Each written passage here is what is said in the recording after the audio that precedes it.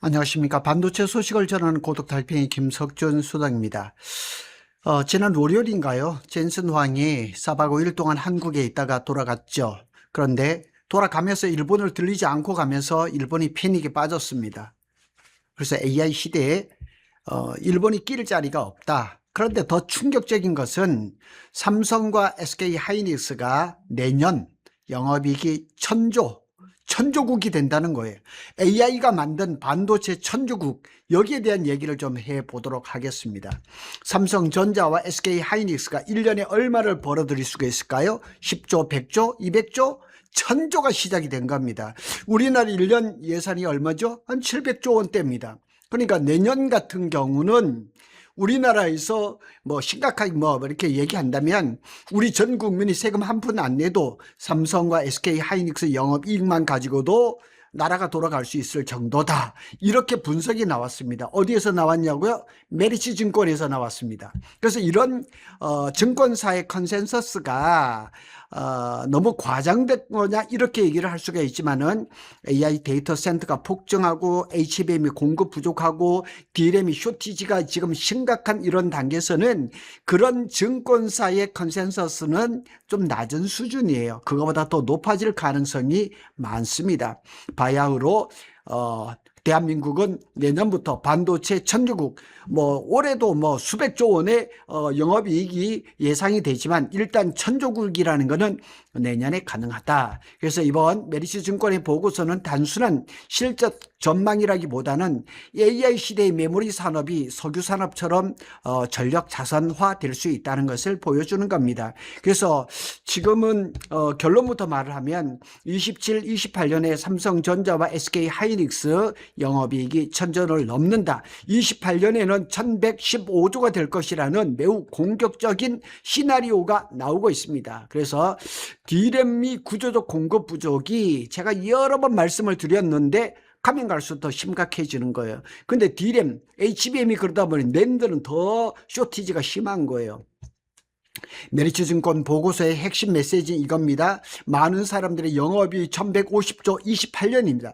이 숫자만 보고 놀라지만 실제로 중요한 것은 D램이 구조적 공급 부족이라는 거예요. 그러니까 공급 부족이면은 비싼 금액이면은 빨리 팹을 증설을 해서 비싼 값에 팔면 되지 않겠냐고 말을 하겠지만은 팹 증설이 그렇게 쉽지가 않다는 얘기입니다. 김선우 연구원이 보고서를 냈습니다. 일부 언론의 보도는 28년에 영업이 1150조, 천조국이 된다 그러지만 잘 보세요. 26년 올해 682조입니다. 삼성이 411조, SK가 270조. 여기에 표가 다 나와 있습니다. 이렇게 보시면은 이게 25년 작년입니다. 딜 사이트에 나와 있습니다. 26년의 전망치는 이렇게 삼성이 411조의 영업이익을 거둘 것이라고 예상이 된 거예요. 내년 27년에는 622조, 28년에는 676조가 되는 거예요. 여기서 이렇게 올라가는 거 그렇게 높지 않다는 생각이 들지만 이렇게 지금 영업이익이 그냥 우상향하고 있습니다. 이런 흐름을 가지고 지금 메리츠 증권에서 보고서를 낸 겁니다. 그래서 27년에는 SK하고 합쳐서 1044조, 그러니까 27년에 1044조, 28년에 1115조가 된다는 얘기예요. 자, 여기 보시면 SK 하이닉스에 대한 전망입니다. 딜 사이트입니다. 이것도 여기 보면 SK 하이닉스가 작년에 25년에 47조인데 올해 들어서는 얼마냐? 270조 1080억 달러가 될 것이라는 얘기하는 거예요. 그리고 27년에는 421조, 28년에는 474조가 될 것이라는 얘기예요. 결국은 삼성하고 SK 하이닉스의 영업이익을 합치니까 28년에는 1150조가 될 거는 거죠. 대단한 겁니다. 시장의 충격은 28년에 1150조 원보다 27년에 이미 1000조 원을 돌파한다는 것이 훨씬 더 강합니다. 그러니까 내년에는 틀림없이 삼성, SK 하이닉스의 영업이익이 1000조를 넘을 것이라는 거죠. 그래서 1000조 원 시대가 개막이 된 것은 27년에 열린다는 것입니다. 과거에는 수요가 증가하면 증설하고 공급 증가하면 이 가격이 또 폭락하는 그런 사이클이 반복됐으면 AI 시대에는 수요 증가 속도가 공급 증가 속도를 압도한다는 것입니다. 그래서 구조적인 공급 부족이 일어난 거죠. 왜 공급 부족이 일어날까? 과거에 D램 공장은 돈만 있으면 지을 수 있었습니다. 그러나 지금은 HBM 생산에서는 EUV가 들어가 있죠. TSV, 어드밴스드 패키징, 이런 것들을 TS 본드가 들어가죠. 그러니까 많은 단계들, 많은 과정을 거치면서 생산이 그렇게 쉽지가 않은 거예요. 특히 HBM 웨이퍼만 있다고 생산이 되는 건 아니죠.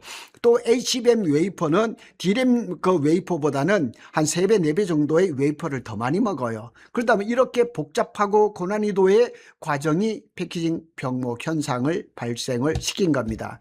반면에 공급 확대는 생각보다 쉽지를 않습니다. 한번 수치를 볼까요? 첨단 D램과 HBM 생산에는 대규모 설비 투자가 이제 공정 전환이 필요합니다. 신규 생산 라인을 구축하더라도 실제 양산을 하는 데는 수년이 걸립니다. 메리츠증권의 보고서를 보면 삼성전자의 올해 말 D램 생산 능력을 월 71만 장, 지금 대략 한 65만 장이라고 얘기를 합니다. SK 하이닉스는 월 63만 장 수준으로, 그래서 27년에도 증설 규모가 제한적이라는 사실입니다. 그래서 업계 전반의 공급 부족은 이어질 수밖에 없다는 사실입니다. 예를 들어 엔비디아의 루빈, AMD의 MI400, 또 450, 구글 TPU, 아마존 웹서비스의 트리니엄, 메타의 MTIA, 오픈 AI 스타게이트, 전부 다 HBM이 필요합니다. 뿐만 아니라 ASIC, 주문형 반도체를 하는 데는 HBM이 더 많이 필요하거든요. 그런데 HBM 공급사는 딱 3개입니다. SK 하이닉스, 삼성, 마이크론, 세구뿐입니다. 뭐 중국에서 깜짝깜짝 되지만 아직까지 명함을 내밀 수준은 아닙니다. 가격이 전망도 공격적입니다. 삼성전자의 D램 평균 판매 가격, 이제 판가라 그러죠. ASP는 25년에 0.48달러, 0.48달러, 27년에는 2.35달러로 약 5배가 상승할 것으로 예상하고, SK 하이닉스 역시 같은 기간에 0.57달러에서 2.09달러로 오를 것으로 추정을 했습니다. 출하량 증가보다 가격 상승 효과가 더 크게 나타. 그러니까 지금 반도체 시장이 굉장히 잘 되고 있는 것은 출하량이 많이 나서, 물량이 많이 늘어나서 그런 거 아닙니다. 가격이 막 6배씩, 막 어떤 걸 10배씩 뛰어면서 이런 현상이 벌어진 거죠. 수익성 역시 이례적인 수준이라는 평가입니다. 삼성의 메모리 사업부 D램 영업이익률은 2027년 내년입니다. 89%. 아니 영업이익률이 89%라니까 말이 됩니까? 아니 엔비디아도 지금 70%밖에는 안 되는데 SK 하이닉스가 88% 수준까지 높아질 것이라고 추정을 했습니다. 다시 말해서 100원을 팔면 80원이 영업이익으로 이런 거는 제조업에서 있을 수가 없는 겁니다. 그래서 이거는 제조업이라기보다는 플랫폼 기업이다, 이렇게 제가 여러 번 말씀을 드렸습니다. 왜 HBM의 성장이 일본 메모리까지 덩달아 밀어 올리는가, 아주 재밌습니다. 알파스퀘어라는 그 사이트에서 이렇게 올려놨는데, 이 HBM 생산을 하면서 웨이퍼를 먹어버리는 거예요. 얼마예요? 일반적인 범용 D램보다 3배 내지 4배의 웨이퍼를 많이 소모합니다. 훨씬 많이 소모합니다. 그러다 보니까 범용 D램이 부족한 거예요. 웨이퍼가 들어가는 양은 똑같은데 HBM으로 서너 배가 더 많이 가다 보니 범용 D램이 생산량이 적을 수밖에 없죠. 그러다 보니까 전체적으로 가격이 프라이스 업, 뭐 품절, 그리고 28년까지 벌써 계약이 다 끝나고 29년도 물량 때문에 지금 로비가 들어가고 있습니다. 진짜 중요한 변화는 과거 반도체 부족은 PC, 스마트폰, 서버 때문이었지만은 AI 시대는 다릅니다. AI 시대에는 돈이 될수록 더 투자한다는 거예요. 그러니까 지금 빅테크 기업들이 상대 기업에서 500조를 투자한다 그러면 500억 달러를 한다 그러면 더 많이 하는 거예요. 우리 죽기 살기로 투자를 하는 겁니다. 마이크로소프트, 메타, 구글, 아마존 웹서비스, 이 기업들은 AI 데이터 센터에 수백조 원을 투자 중입니다. 올해도 아마 1000조가 넘는 투자금이 들어가고 있습니다. AI 모델 경쟁에서 뒤처지면 기업 자체, 존립 자체가 그냥 무너질 수가 있으니까 그냥 틈을 보이지 않고 투자를 하는 겁니다. 즉 수요와 경기가 무관하게 유지될 가능성이 높다는 사실입니다. 자, 스마트폰에서 데이터 센터로, 그렇죠? 그리고 시장의 중심이 이렇게 움직였습니다.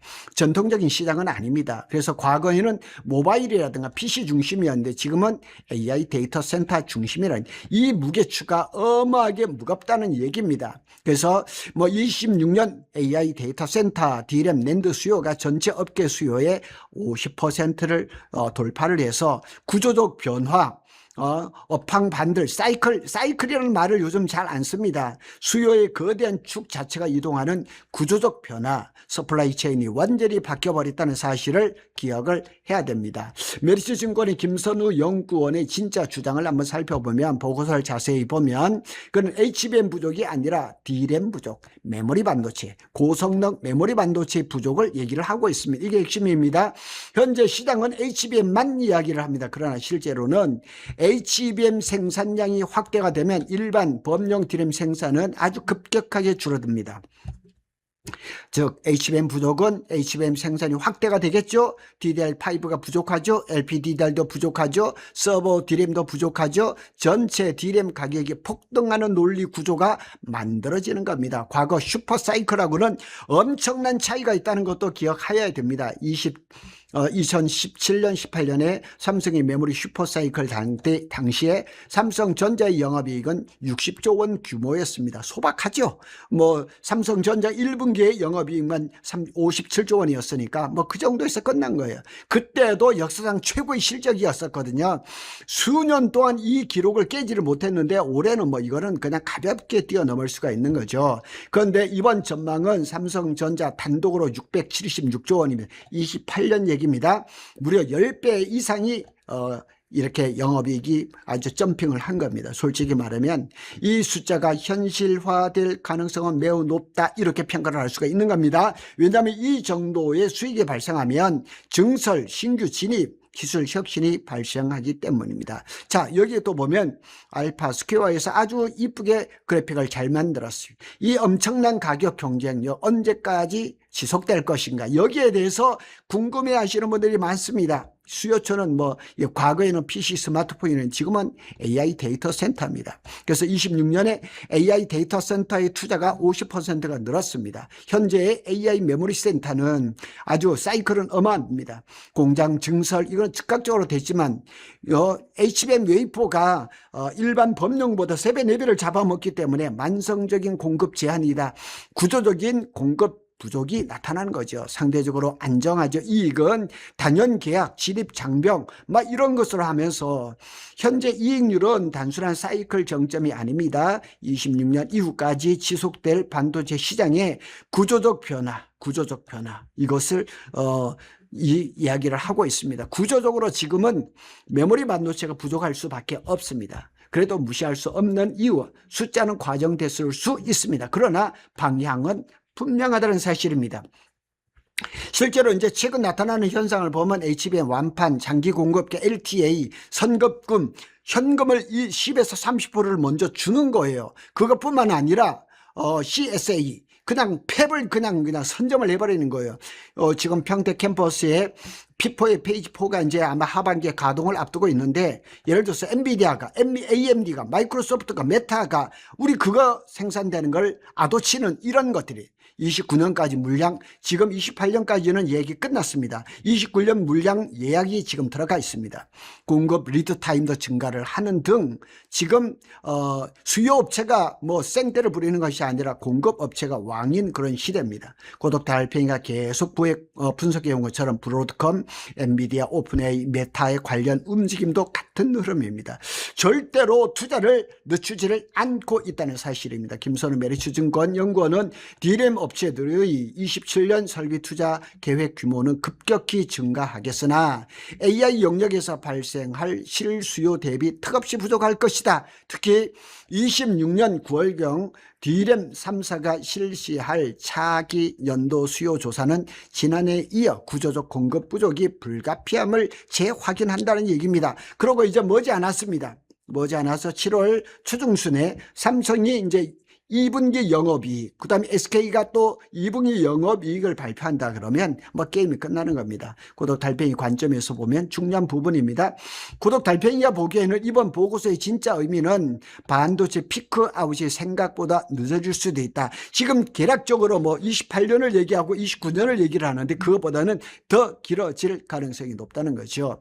예전에 삼성이 노사 합의를 할 때 28년까지는 영업이익이 계속 직구치다가 29년에 피크아웃이 될 것이라고 얘기를 했는데 그것보다도 더 길어질 가능성이 있다는 거죠. 만약에 HBM4, HBM4E, HBM5, 소캠2, 실리콘 포토닉스 시장이 동시에 폭발하고 성장한다면 평택 P5, P5-2, 용인 Y1, Y2, 펩 추가 증설 명분이 더욱 강해질 수가 있다는 사실입니다. 구독 달팽이의 최종 결론을 한번 보겠습니다. 이번 메리츠증권의 보고서를 보면 삼성전자와 SK하이닉스가 28년에 영업이익이 1150조, 그리고 27년에 이미 1000조가 넘어설 것이라는 숫자 자체보다는 AI 시대는 D램이 구조적으로 부족해질 수 있다는 경고입니다. 우리한테는 너무 좋은 얘기죠. 현실적으로 영업이익이 1150조, 내년에는 1000조, 매우 공격적인 시나리오에 가깝습니다. 뭐 삼성이나 SK가 공적적으로 안 한다 할지라도 그렇게 시장이 흘러가고 있습니다. 그러나 AI 데이터 센터가 폭증하고 HBM 공급이 부족하고 DDR5, LPDDR5X 전환 장기 공급 뭐 확대가 되고 증설 속도가 한계를 고려한다면 27부터 30년이 과거 2017년, 18년 슈퍼사이클보다 더 강력한 AI 메모리 슈퍼사이클이 존재할 가능성은 높다, 이렇게 평가를 할 수가 있습니다. 한마디로 정리하면 메리츠증권의 보고서의 핵심은 1000조 원이 아니라 AI 시대에는 메모리가 부족할 수밖에 없다, 그래서 삼성전자와 SK하이닉스의 전망이 맑을 수밖에 없다, 이런 얘기입니다. 그리고 만약 이 가설이 맞다면 삼성의 평택 캠퍼스 P5, P6와 SK하이닉스 용인 클러스터의 가치는 지금 시장이 생각하는 것보다 훨씬 커질 수 있다는 거죠. 그리고 지금 계획된 반도체보다는 더 증설을 위한 다음 단계의 그런 협의도 있지 않겠는가, 이렇게 예상해 볼 수가 있겠습니다. 감사합니다.